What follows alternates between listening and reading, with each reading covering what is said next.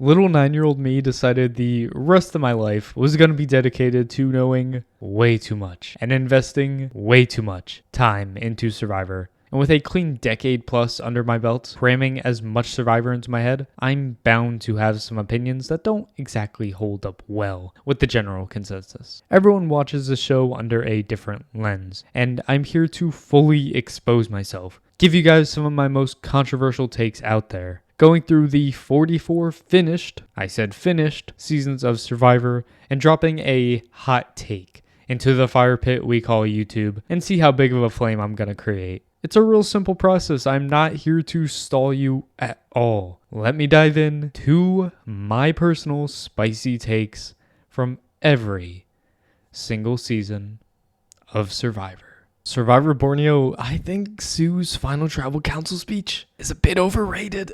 I get it. Great TV moment, but as a move, it kind of turned people off. Gervais explicitly stated that he switched his vote from Rich to Kelly because of Sue's speech. And while yes, I think it is forever iconic, and I think people should talk about it as one of the greatest reality TV moments of all time, I think as a Survivor moment, I don't think it's all that. And I hope that is the one vote that makes you lose the money. Survivor, the Australian Outback, is kind of a bad season of the show, in my opinion. Cast is iconic. Literally nothing exciting happens throughout the season. I feel like if you watched it live, if you watched it all the way back in 2000, 2001, I understand having love for it, and I understand it really enjoying the season for the nostalgia, but you're lying to yourself if you enjoy this season for anything other than the nostalgia of it all, because I don't think anything really happens. Survivor Africa, I think this is my favorite cast out of the first 3 seasons. Obviously, the first 2 seasons have 2 of the most iconic casts in the show's history, but I think Survivor Africa takes the cake. They brought me the most reality TV realness of the first 3 seasons. Clarence, Kelly, Brandon, Frank, Kim Powers, T-Bird,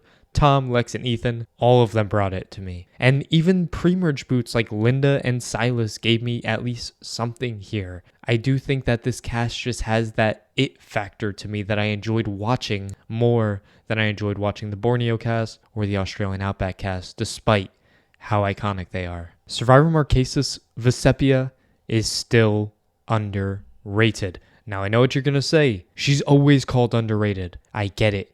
That's why I'm saying she is still underrated by the people underrating her. It was a foreign concept for anybody on the tribe with less numbers to even sniff the endgame in Survivor at this point. And she dodged, ducked, dipped, dived, dodged her way all the way to the end. And then making that deal with Nalia was the cherry on top to pulling out a 4-3 win. Put some respect on Vecepia. She is still too underrated, and I will never stop talking about her because I love that woman. Survivor Thailand, I'm really sorry. The season really sucks. So if I'm going to give my hot take, I think that the attack zone doesn't even remotely save the season. The season sucks. Boo. Survivor the Amazon, Rob Cesternino is one of the single most influential Survivor players of all time. I understand he has a podcast. I listen to that podcast a lot, but that is not what I'm talking about. I'm talking about his actual time on the show. The way he played the game was unprecedented, from flipping back and forth and back and forth and back and forth, where someone like Johnny Fairplay explicitly stated that he wanted to play Survivor the way he did because of Rob Cesternino. And that snowball effect led to the game we know today. And I genuinely think a massive part of that extends from Rob Cesternino. Survivor Pearl Islands, I think the cast is very much overrated. Obviously, Sandra, Fairplay, Rupert, those 3 are iconic. Some of the most iconic players of all time. But can I read you off the duds? Nicole, Skinny Ryan, Michelle, Trish, Sean, Austin, the other Ryan, and even players like Burton and Dara bring me,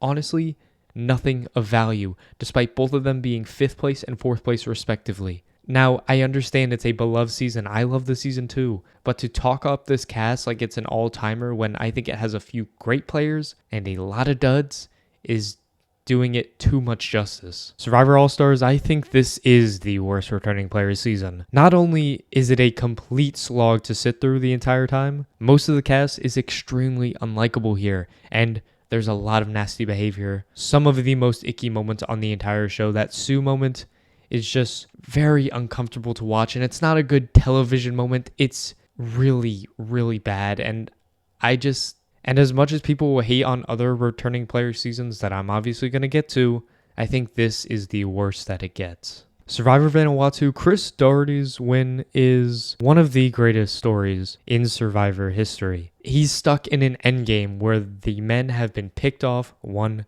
by one since the merge, and Chris is left 6-1. And what does Chris do? He does what he does best. Bullshits, maneuvers, and bullshits some more on his way to overcoming the odds and winning the game. The season in general just isn't talked about enough, and with that, Chris himself isn't talked about enough for how fun the endgame is, and that's because of Chris, not because of anybody else. Survivor Palau, I don't think this season is that good or exciting to watch. Maybe it's the cast being very overrated to me because I'm not the biggest fan of this cast. But watching a pre-merge steamroll is unique, sure, but it's not very fun. And then when the merge or the whatever you want to call it, whenever that happens, I'm not intrigued at all. Tom or Ian are obviously winning the game, and it's just about watching their journeys, and they're just not that interesting to me. So I hear so much praise for Palau, and I just don't understand it, in my opinion. Survivor Guatemala, this was the hardest season in Survivor history, conditions-wise. These people literally, almost died on the first day. Half the cast went down with some sort of an injury. And then, of course, the conditions just over 39 days, scorching hot, bugs everywhere, can't go in the literal water, the only place where they can cool off, dry off. They can't go into it because of how dangerous it is. And Danny Boatwright, the winner of the show, by the end of the season had lost 30 pounds, which for Danny Boatwright was 23% of her total body weight. That is the most weight percentage lost in Survivor history. Don't at me. That I would not want to be in the Guatemalan jungle. Survivor Panama might get me in some trouble, but the Kasai 6 aren't all that. I love Suri. I love Shane. Courtney is pretty fine, but I'm just not a fan at all of Aris or Danielle. And Bruce is Bruce, man. What do you want me to say? It's obviously a hectic group. The dynamics are some of the best, but they just aren't my favorite television to watch together. And if that's the whole point of the season, I think it's pretty overhyped. Survivor Cook Islands, I despise the Super Idol with all my heart. As much as I love Yule, that is stupidly overpowered. That was the main bargaining chip used to flip Penner onto their side and take over the game. And the fact that the idol was able to be used until the final 4 is beyond me because it's a surprise final 3. So Yule was literally guaranteed final 3 the second I2 had the numbers in the game. And I love Yule. I love you, man, but that is stupid. Survivor Fiji Dreams is my favorite character from the season. I know, Yowman, Earl, they're both really great. But something about Dreams just does it for me. Dreams is the most important figure on the season. Part of the power in the 4 Horsemen. Threw them all under the bus at the second of adversity. And then, of course, you get to the end game, and the car deal and betrayal is my favorite part of Fiji. And it's such an underrated moment because Fiji is just a forgotten season. But that car deal fiasco at the end game saves Fiji as a pretty not terrible season for me. And that's because of Dreams. So I love Dreams. Survivor China, James's double idol fail is the single dumbest move in Survivor history. It's a bold statement, I know, but hear me out. It's the final 7. The final 7. Noted, idols can be played until the final 5. And he was told his name was out there. And he just didn't care, held on to both of his idols. He could have played both of his idols in back-to-back tribal councils, would have been perfectly fine. He would have been guaranteed the final 5. What does holding it on to one more round do for you? Guarantee you final 4? Or it guarantees you 7th place and getting eliminated when he had a very, very good shot at winning this game. He was set up perfectly, and he messed it up. And that's why I think it's the dumbest move, because what are you thinking? Survivor Micronesia, this season tanks because of the final 2 twist and Cirie not winning the game. I love Parvati, I really do, but I think it was a complete mistake turning this into a surprise final 2 and robbing us of Cirie's win that I do believe she would have gotten if it was a final 3. This season felt more like Cirie's win. She dominated a lot of this game, a key focal point of the Black Widow Brigade. Not that Parvati and Amanda weren't, but I think that this season right here was Cirie's for the taking. And she did it. She did everything she possibly could have to get to the end of the game, and I think she should have won because they willingly took her to Final 3, thinking it was a Final 3. And I just think that's really dumb, and it kind of annoys me and turns me off of that finale. Survivor Gabon, this is a top-tier season of Survivor. I adore this cast so much. They're all amazing. They're all idiots. Just so many quotable and memorable moments for me personally. And as a Survivor season, I understand why people may not enjoy it because it's atrocious gameplay. I don't think there's a single even passable player on this season. But that is why I love it. As a reality TV season, not a Survivor season, a reality TV season, this is elite. This is all I could ask for.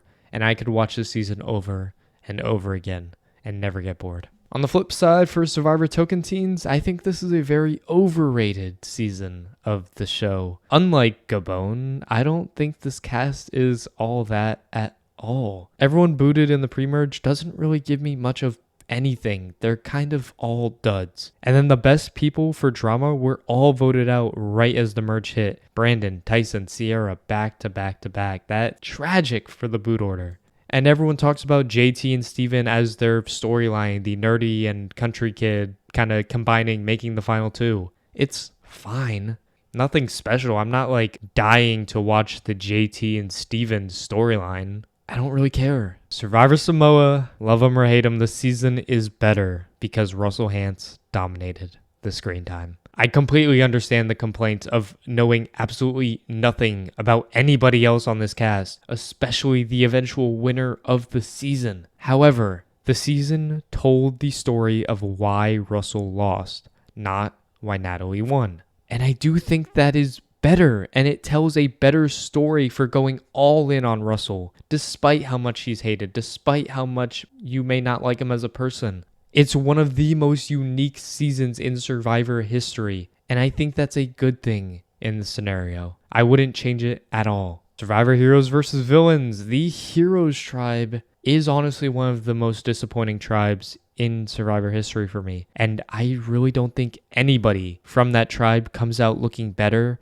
or building upon their reputation in any positive way. Aside from like maybe Candace, maybe, but even then, what did she do? The Heroes tribe doesn't have a single character that moves me, and despite the season being adored, that is all carried by the villains. They put their backpacks on and carried this Heroes tribe because tell me something iconic that happened that only had to do with the Heroes, not named Banana Etiquette. Survivor Nicaragua, the double quit is one of the lowest of the lows in Survivor history and doesn't get talked about enough. Nyanka was the best character on the show up to that point, and the season was on a high note after the merge with a lot of great episodes and great boots leading up to that point. And then the double quit hits, and it puts the season at a complete standstill as they crawl their way to the end of the game. That season was ruined because of the double quit, and I feel like it's not talked about enough about how just annoying, disappointing, and just hard it is to watch that happen. It's not entertaining in the slightest. Survivor Redemption Island, hear me out. Redemption Island is the best of the player coming back into the game formats. And I'm talking the Outcast twist and Edge of Extinction with Redemption Island. I think this is the best. It gives an advantage to the players voted out later in the game, and there's some really nice and fun player dynamics that come out of Redemption Island, and I think the duels themselves are fun and entertaining, and they're challenges where I don't feel like skipping them. because it's important to the actual game. So as much as we obviously don't enjoy players coming back into the game, I think Redemption Island had it right. It's the best format to do it.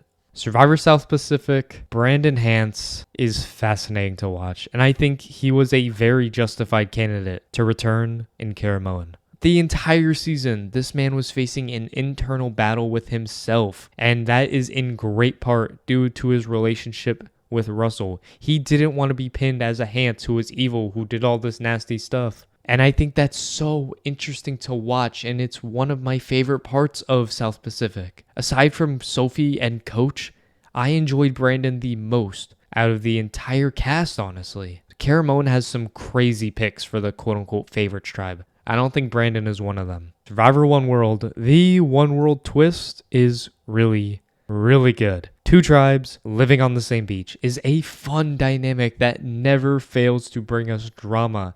I can't believe they don't do this more often. Some of the best parts of One World were the pure pettiness from both tribes living at the same camp. I'm just so mad that they didn't do it for the entire pre-merge because we were robbed of so many more moments. And despite the season not turning out great at all, I think this twist was really good. Survivor Philippines. This is Jonathan Penner's best season, and I don't really think it's close. This is the most polished version of Jonathan Penner we're going to get as a TV personality. His confessionals are amazing to watch. And he actually turned into an underdog this season, having to fight against the entire cast once the merge hit. And I think that is just so fun because Jonathan Penner is entertaining. But I think I realized he is the most entertaining as an underdog. Also, the fact that he had this don't give a shit attitude the entire season, I adored it. I love Jonathan Penner, and I think Philippines cements that as his best run. Survivor Caramoan, the post-merge phase of the game is pretty overrated to me. People talk about, oh, well, for Caramoan, the pre-merge sucked, but at least the post-merge was really good and exciting. And what are you looking at? The Three Amigos tribal? I mean, sure, I'll give you that. That is an amazing moment to me, but nothing else even remotely interesting happens the rest of the season to me. So if you want to have one super iconic moment, sure, that's great, but the rest is a complete dud. Survivor Blood vs. Water, the returning players tribe, was very dull and not even close to as exciting as the loved ones. If I read off some of the more lacking figures from the returning players tribe, let's hear it. Rupert, Colton, Kat, Aris, and even Tina and Monica barely bring me anything this season. While on the other side, we have John, Brad, Vetus, Caleb, Sierra, and Hayden are all really strong on the loved ones tribe. These are the new players who haven't played before, and they are infinitely more likable, more fun to watch, and more rootable than this returning players tribe, which is very rare to happen in a Survivor season. Survivor Cagayan. There's some greatness in this cast, don't get me wrong. However, there are a good handful of duds here. I mean, if I just look at the tribes here, pretty much everyone on the Breedy tribe is irrelevant to the grand scheme of things in this game. And do you really remember anyone from that tribe? At the same time, half of the Braun tribe also turns out to be an even bigger dud. RIP Cliff Robinson, but he didn't bring much. Lindsay quit the game, and Sarah is nowhere near as polished as she was in her later returns. Great cast, but not from top to bottom at all. Survivor San Juan del Sur, the Josh and Jeremy boot back-to-back, is one of the most elite back-to-back episodes in Survivor history. The two frontrunners of the show are clashing, and they go head-to-head right as the merge hit. Josh goes home. Jeremy gets his way. Amazing episode. But just when you thought Jeremy has this wrapped up, and this was his season to lose, bam! Blindsided, taken out, right after Josh, and the entire game splits open. Who's the front runner now? What are we supposed to do? That is really great television, and I just love those episodes so much. Survivor Worlds Apart, a criminally underrated season of the show. I understand that the behavior is really bad from a lot of people. I get that completely. However, when I look at it as characters, these people are hilarious, and I love watching their downfall. People like Dan, people like Rodney are obviously shitty people, but they made me laugh so many times unironically from them just being them. And also the gameplay throughout the season brings it with some pretty big moves, a lot of them carried by Mike being Mike. And going into that, Mike ends up winning, so making sure that all the people who you hate, the people who suck, don't win. So that's a pretty satisfying conclusion. I get if you don't enjoy them as people and you don't like the season because of it, perfectly fine. But for me, if I look at them as TV characters, I have a lot of fun watching. Survivor Cambodia, this is going to get me into some trouble, but Kelly Wentworth, her game is extremely overrated. I don't even think it's her best game of her 3. Yes, it's very exciting. So many people fell in love with Kelly Wentworth because of this season. That doesn't make it a great game. She was instantly put into the minority once the merge hit and never saw power again aside from her iconic idol play. And then eventually the majority, that was like 9 people, which is like a stupidly insane amount of people, finally turn on themselves. She's basically sitting there until the final 4 where she's taken out. I love her, but her success on this season wasn't fully due to her own merits, except for the 2 idols she found. I think those were the only 2 votes that she was a part of in an impactful way. Hi, I'm Kelly Wentworth, and I just idoled Andrew Savage out of Survivor Second Chance. Thank you. Survivor Co. Wrong, I think the medevacs played a massive role on the season. I don't think people truly realize how insane it is. Going all the way back to the Neil medevac, that saved Aubrey. She was the target and she was gonna be voted out at that vote unless Neil played the idol on her, which is very unlikely. So Aubrey is saved. And then you go all the way down to the final 5 where Joe is medevaced, and Joe getting medevaced I think saved Michelle. Michelle was the clear target at that point. And without Michelle getting a boost by getting 1 more placement, all she had to do was win 1 immunity challenge and not 2. Meaning Michelle basically clinched herself final 3 by only having to win 1 challenge, screwing over Aubrey, who might have won the game if it wasn't for that. Survivor Millennials versus Gen X, this cast isn't that impressive to me. Is there literally anybody relevant who goes home pre-merge aside from Michaela? The answer is no. And honestly, the group at the merge is pretty rough and not that memorable at all. Even when we get to the final 3, it's like, cool, I love Adam, but he's a much better character on Winners at War. People talk about this as a great season, and I do think it's a really good season because of how insane some of these vote outs were, but these characters weren't developed, and I think that hinders how you remember this cast. I have trouble caring about any of these people. Survivor Game Changers, oh man, alright, okay, hear me out. Cirie getting taken out in Advantage Geddon was a really great television moment and good for Cirie's legacy. Alright, come at me with your pitchforks. It's devastating. The show shouldn't get to a point where this can actually happen, where someone is default out of the game. But it was really great TV. And I do think that it only strengthens Cirie's legacy to the community and Survivor as a whole. She is known for being the robbed goddess, getting cut just short, just shy of a win, not having a legitimate vote out ever. And on her 4th try, after so many years of not playing again, this is how she goes out. I think that's fascinating, and I think it's really fitting. And knowing Cirie does very well and wins the Traitors in the future, this takes less of a blow for me. And I think going out like this is better than Cirie getting voted out at Final 4 or whatever would have normally happened if it wasn't for Advantage Geddon. The tribe has spoken.